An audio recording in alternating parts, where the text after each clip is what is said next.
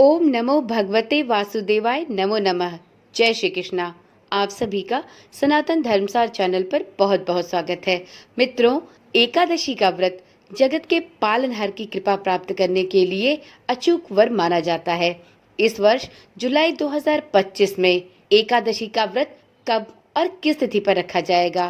द्वादशी तिथि में पारण का सही समय और मुहूर्त क्या होने वाला है, आज की वीडियो में हम यही जानने वाले हैं।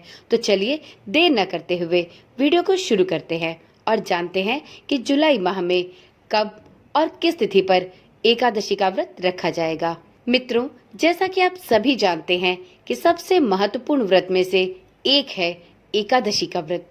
एकादशी के व्रत को हवन, यज्ञ और वैदिक कर्मकांड से भी अधिक फलदायी माना जाता है। इस दिन भगवान विष्णु का पूजन और व्रत करने का विधान है।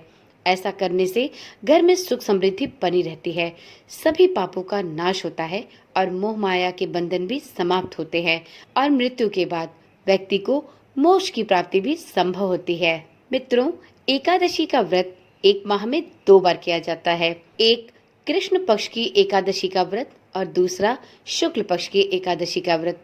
इस वर्ष जुलाई माह सावन महीना पड़ रहा है।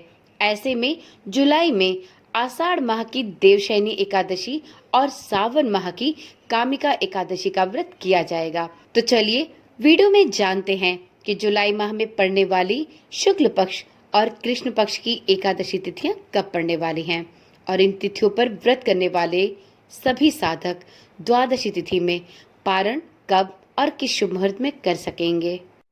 मित्रों, जुलाई माह में 6 जुलाई 2025 को देवशयनी एकादशी का व्रत रखा जाएगा। इस दिन आषाढ़ माह के शुक्ल पक्ष की देवशयनी एकादशी होगी। इसके बाद से सभी मांगलिक कार्य पर रोक लग जाएगी और चतुर्मास का आरंभ हो जाएगा।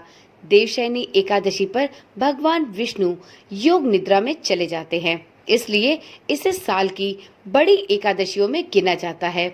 इस दिन व्रत पूजन करने वालों को मोक्ष की प्राप्ति अवश्य होती है। मित्रों, आषाढ़ शुक्ल एकादशी तिथि इस वर्ष 5 जुलाई 2025 को शाम 6:58 पर प्रारंभ होगी और आषाढ़ शुक्ल एकादशी तिथि का समापन 6 जुलाई 2025 को रात 9:14 पर होगा। तो उदया तिथि के अनुसार आप 6 जुलाई को देवशयनी एकादशी का व्रत रख सकते हैं।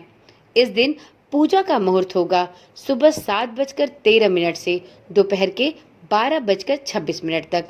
मित्रों, जो भी कोई साधक श्रीहरि विष्णु के निमित्त देवशयनी एकादशी का व्रत 6 जुलाई को रखेगा, उसे 7 जुलाई को अपने व्रत का पारण हरिवासर की समाप्ति पर कर लेना चाहिए।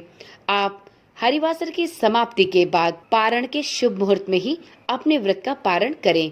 आप अपने व्रत का पारण 7 जुलाई को द्वादशी तिथि में सुबह 5:29 से सुबह के 8:16 के भीतर कर सकते हैं। अब जानते हैं जुलाई माह में पड़ने वाली कृष्ण पक्ष की सावन माह की एकादशी कब पड़ेगी। तो देखिए मित्रों, सावन माह में पड़ने वाली कृष्ण पक्ष की एकादशी को कामिका एकादशी कहते हैं। यह इस वर्ष 21 जुलाई को पड़ने वाली है। इस दिन सावन माह के कृष्ण पक्ष की कामिका एकादशी का व्रत श्रीहरि विष्णु के लिए किया जाता है।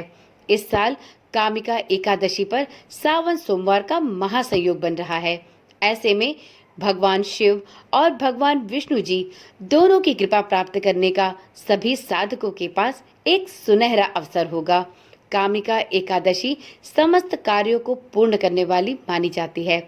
इस एकादशी के फल से समस्त विकारों पर व्यक्ति विजय प्राप्त कर सकता है। मित्रों, सावन कृष्ण एकादशी अर्थात कामिका एकादशी तिथि का प्रारंभ इस वर्ष 20 जुलाई 2025 को दोपहर के 12:13 से प्रारंभ होगा और वहीं इस तिथि का समापन 21 जुलाई को सुबह 9:38 पर होगा।